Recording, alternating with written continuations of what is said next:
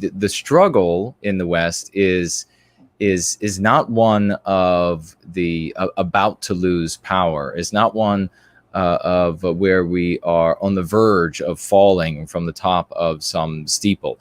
The anti-whites have won. It's been a long time since they have won. No one alive today was alive when the Western kind controlled our destiny.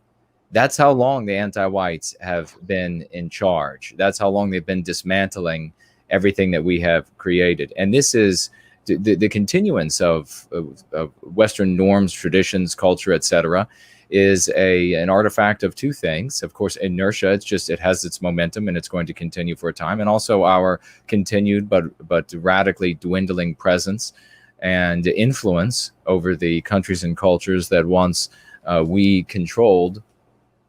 And we talk here about what is the practice of going free? How do we reclaim our destiny? Well, it is a practice wherein we are empowering ourselves, like we were talking about with Frody, to tie these two wonderful guests together. Looking inward. Oh, it looks like we lost Clarion, but I'm sure she'll be right back. But looking inward for access to our true selves, our true power, our true potentials and possibilities, at simultaneously bringing our brothers and sisters, the vagues out there, into the practice of going free, so they too can access it, and we can continue to be the community that we are building here, and then to continue that next step further into the broader community, so that we can reach out to all of our brothers and sisters, all of the vagues across the West, and bring them into this greater community where we say one people, many countries. The reason why this is so important is because we were defeated with psychological warfare, with words. That's why I did a roll-in the other day about all of these people who are narrow-minded and myopic, who think that and have been trying to say to me, well, your clever words won't help you. Well, it was clever words that defeated you. There was no grand army exactly Western civilization. So it will be clever words that will rescue you, that will deliver our destiny to us.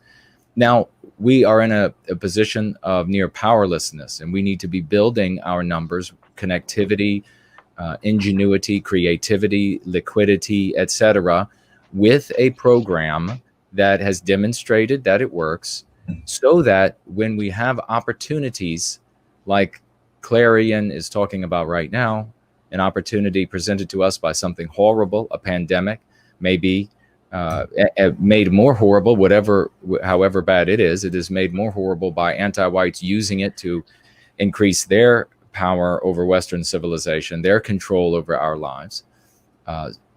We would have an ability greater than we have today if more people had given themselves over to success instead of thinking that they were smarter than success. We would have a greater ability today to reach more of these families who undoubtedly are suffering. There are families, and you all know this, maybe you're in one of those families. And if you're one of those people who are suffering, like Frody mentioned earlier, because you don't have anybody in your life during this time of year, or you are quarantined because of COVID-19, or as Mr. George was mentioning, that there is this dichotomy of there's this joy and this sadness and everything, that we always have a dichotomy in Western kind, and it's no different here at Christmas time, this simultaneous joy and the sadness. If you are under the pressure of numerous forces, lost your job, getting later and later on your bills and the like, and you're feeling worse, these households, many of them, are at each other's throats. Mm-hmm. They're screaming at each other. Their children are screaming at each other. And for many, regrettably, there will be lesions, psychological lesions, perhaps physical lesions, that will never heal as a consequence of what's happening right now in many people's lives. We need to be thinking about them.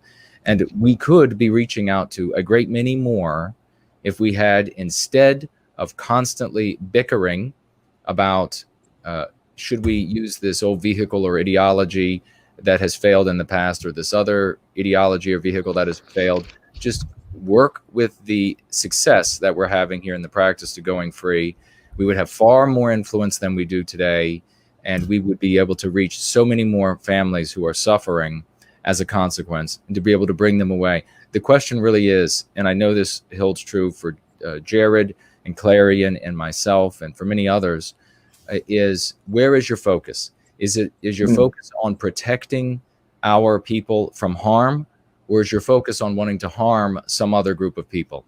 If your focus is on wanting to harm some other group of people, this is not the place for you. We are here to protect those of our kind, Western kind, from experiencing harm. And the most important of those individuals are our vulnerable members, our children, our seniors, and our sick. But we need to be protecting everyone.